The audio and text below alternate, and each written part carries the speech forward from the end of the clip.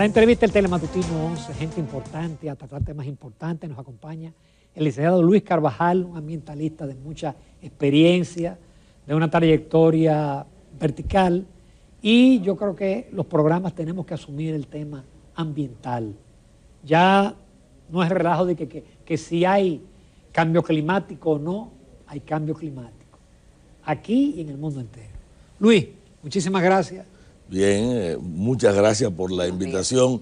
Ciertamente, la preocupación por los problemas globales que no podemos controlar y que solo recibimos como efecto es importante, pero es mucho más importante aún en un país que ha carecido de políticas ambientales definidas o por lo menos de continuidad en las políticas ambientales.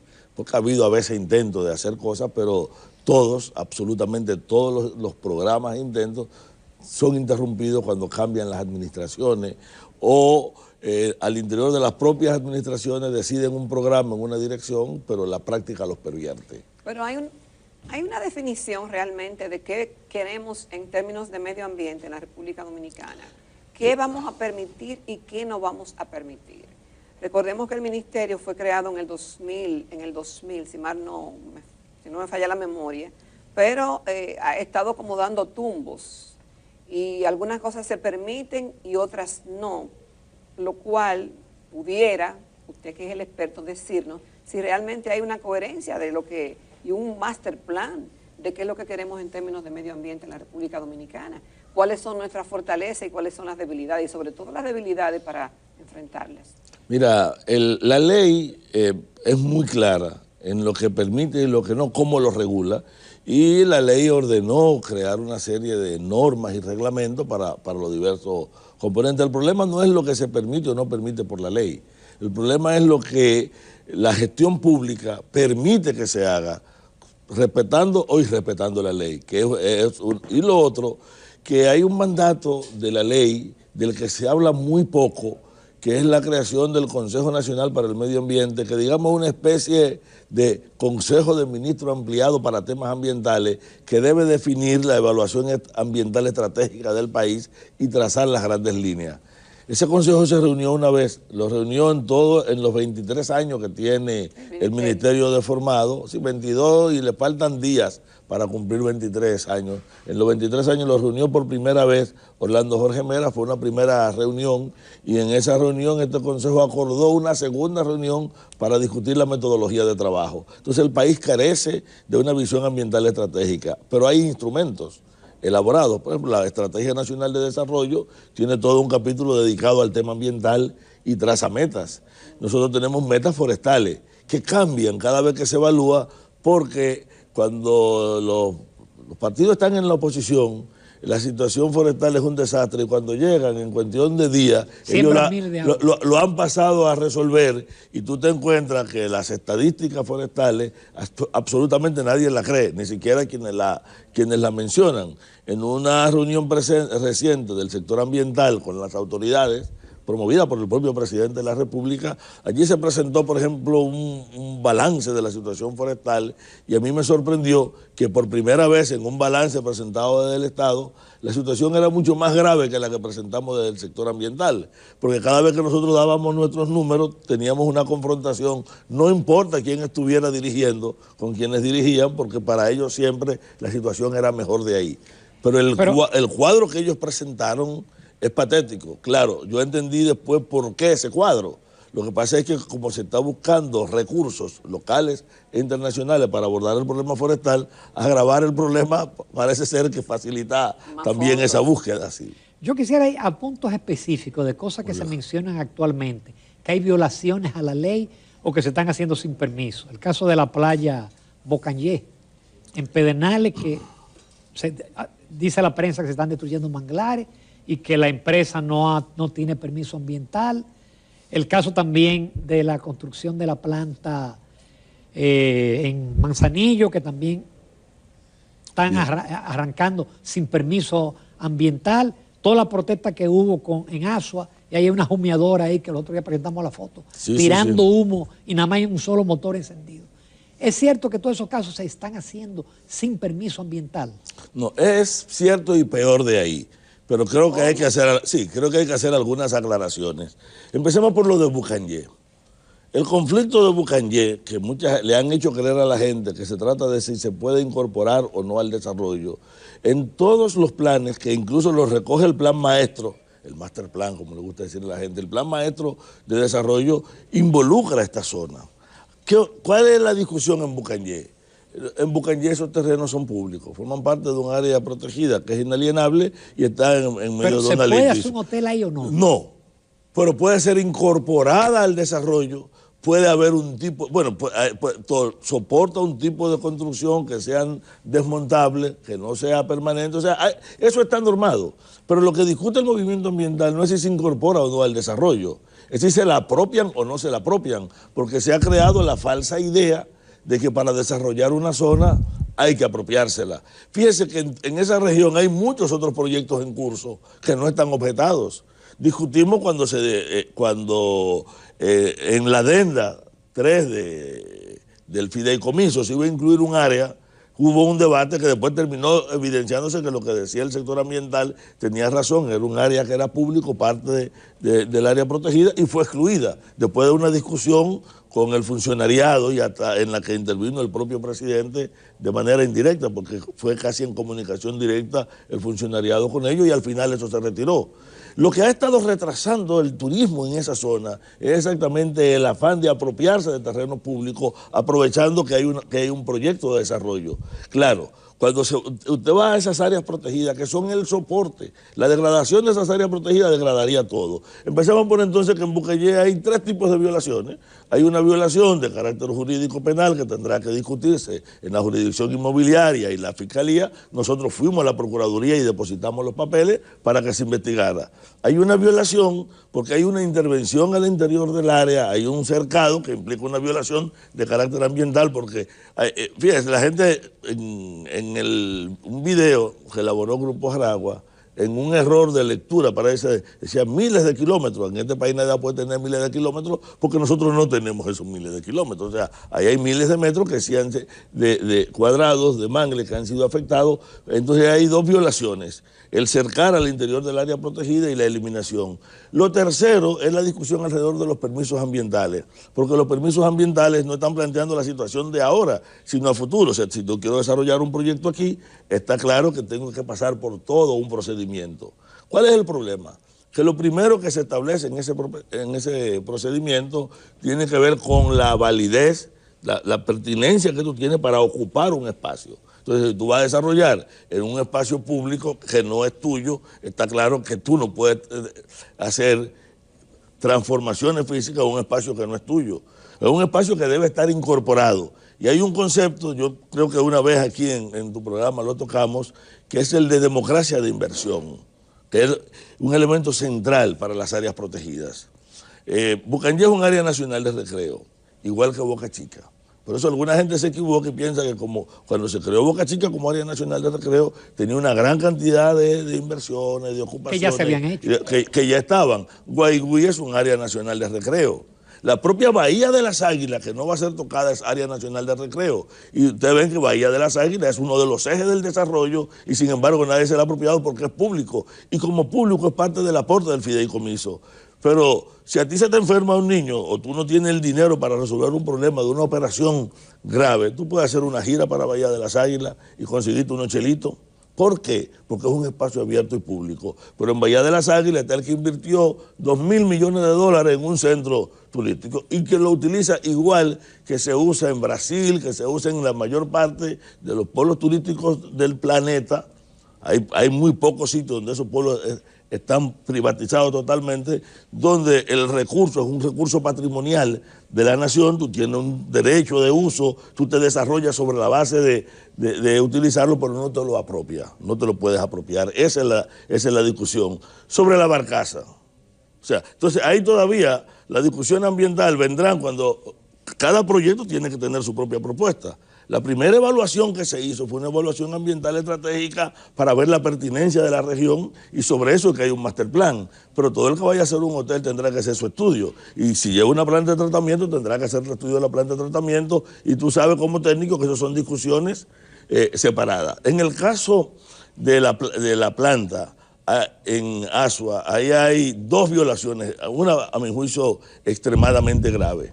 La primera es que usted se ha colocado en la zona de amortiguamiento y la ley y la normativa que lo rige no permite que ahí se establezcan esas plantas.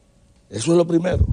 Y lo segundo es que cuando ahí se dio, por ejemplo, el permiso ambiental para el cableado, se aprobó primero.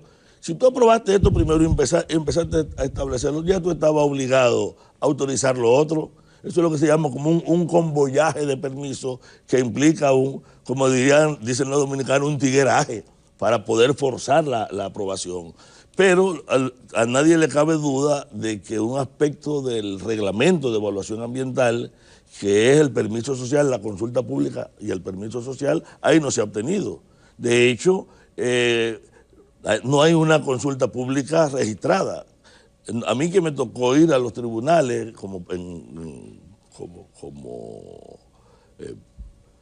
técnico, frente a la objeción que puso la comunidad, nunca se ha depositado allí, absolutamente nunca, un estudio que fuera previo. Miren, el estudio ambiental salió después, prácticamente cuando ellos estaban ya instalados. Y usted no puede mover una hojita hasta que a ti no te aprueban ambientalmente. Entonces la planta se estableció a pesar de la comunidad en una zona que ya acumula un alto nivel de contaminación, que tiene otra perspectiva.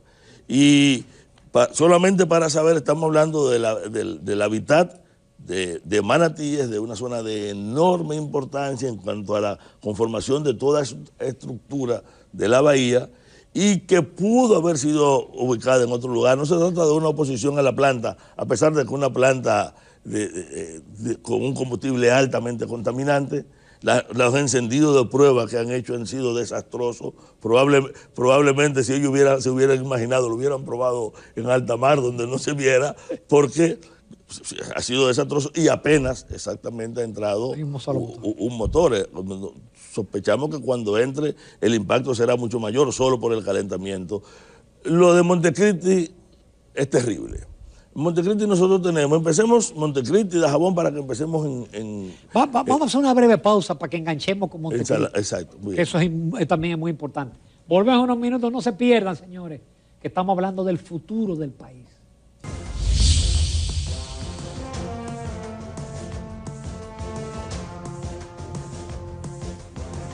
El licenciado Luis Carvajal, reconocido ambientalista dominicano, nos acompaña esta mañana en Telematutino 11 y estamos hablando de las cosas que están ocurriendo en el país en términos del medio ambiente y que nos afecta a todos.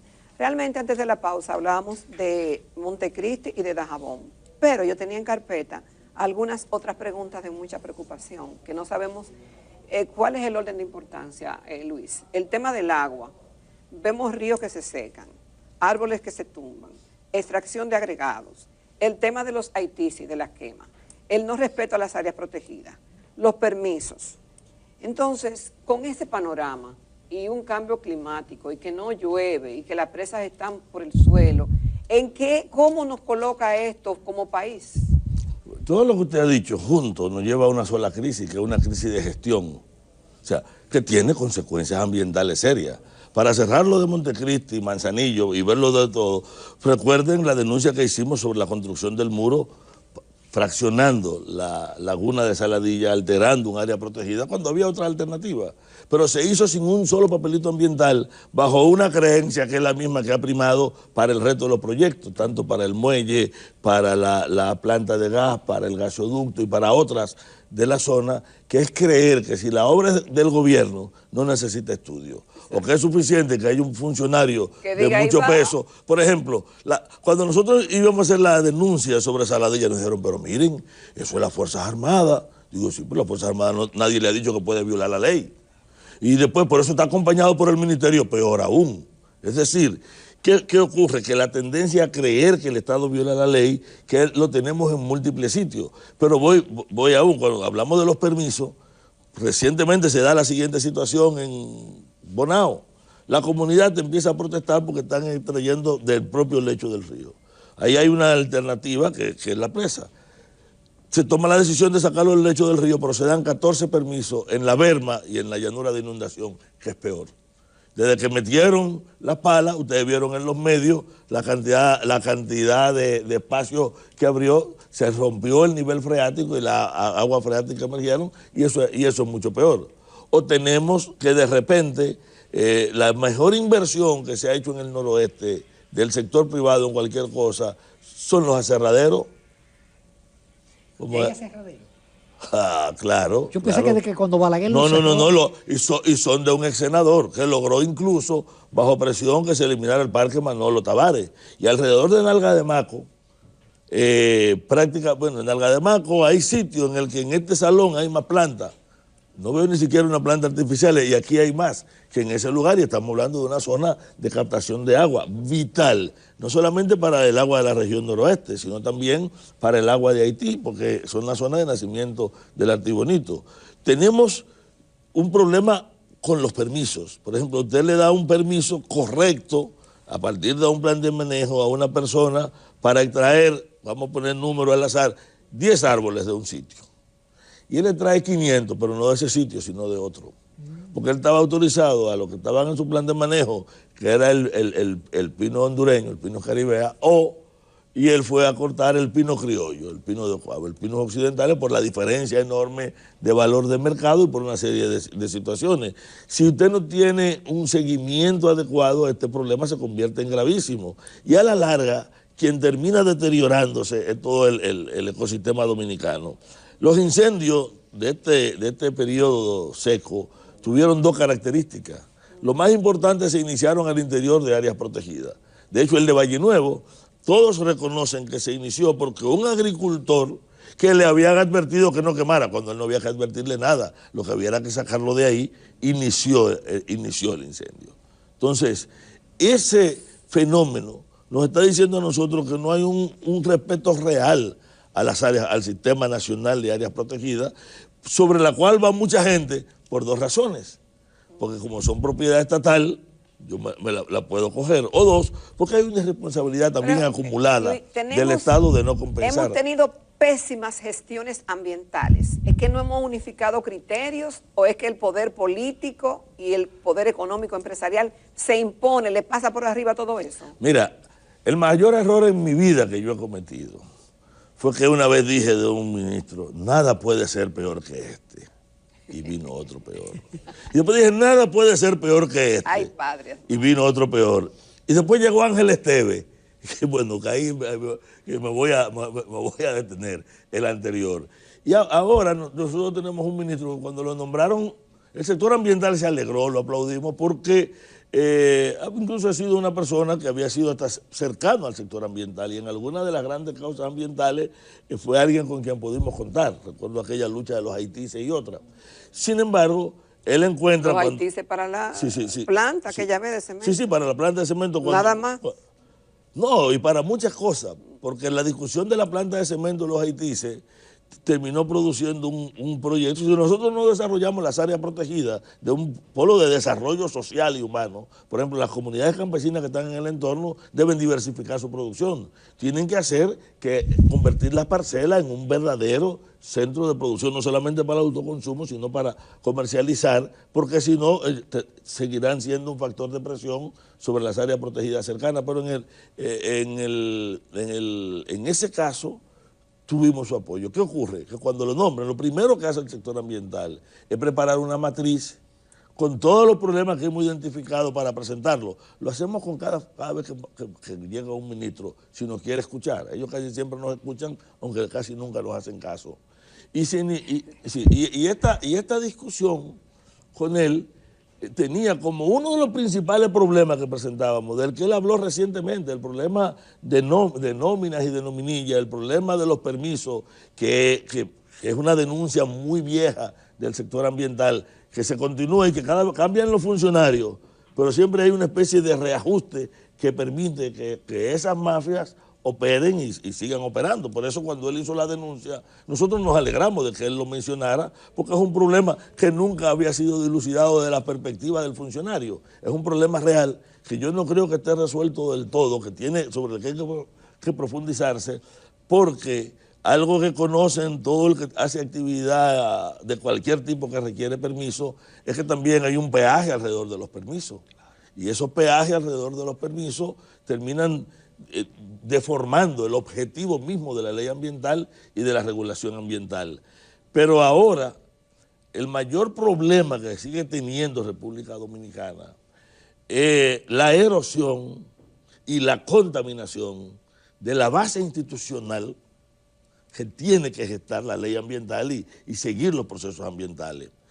El nivel de incomunicación que, a pesar de que la ley crea mecanismos para que exista entre diversos ministerios, por ejemplo, turismo, minería, salud, que todos tienen que ver de manera importante con medio ambiente, que al actuar de manera descoordinada y dispersa, a veces actúan a contrapelo y muchas veces a contrapelo de la ley.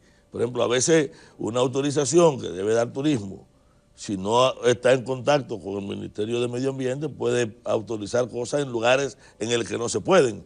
Y eso ha permitido aquí muchísimas intervenciones. O aquí hay centros que, porque la actividad es importante y económicamente importante, se cree que si yo soy una gran industria turística, no tengo por qué tener una planta de tratamiento o puedo rellenar una laguna, como está ocurriendo en el entorno de Laguna Bávaro ahora. Es decir, la eliminación de... siguen rellenando en Laguna Bávaro. Sí, hay, esos son aspectos recurrentes. ¿Tiene solución el problema? Porque hay mucho daño, eso es innegable, pero es recuperable si se hace ¿qué? No, estamos obligados a buscar las soluciones. O sea, el problema es grave. Hay aspectos, por ejemplo, recuperar un río. Todo el que tiene aquí más de 30 años sabe que hay un río en el que se bañó que ahora no se puede bañar. Y algunos ríos que vieron y que ahora no pueden ver. Está claro que hay un deterioro. Ese deterioro está asociado al hecho de que quien forma río es el agua que se condensa sobre la vegetación de la montaña. No es tanto la que cae de lluvia, La lluvia contribuye mucho menos a los ríos que la condensación continua. Si se elimina esa vegetación para la expansión ganadera o para la siembra masiva de aguacate y de limón, que es lo que está ocurriendo ahora, si yo, en vez de tener una vegetación que incorpora agua, tengo una que saca, está claro que estoy deteriorando la cuenca. Para yo recuperar entonces el río, tengo que recuperar pero eso no se hace de un día para otro, ni se hace con operativos. El gran fraude de los gobiernos, de todos, absolutamente de todos, el gran engaño de los funcionarios de todos, es creer que van a resolver el problema forestal con operativos de siembra. Y eso no funciona. Es un desperdicio de dinero y muchas veces una agresión mayor a la naturaleza. Luis, qué pena no tener más tiempo, pero tú tienes que comprometerte a venir con mucha frecuencia. Porque tú tienes, la verdad que tú tienes el dato, tú tienes los datos. Muchísimas gracias, Luis Carvajal. Gracias por la invitación. Nos vamos a comerciales. En el próximo segmento vamos a hablar de Expo Provisiones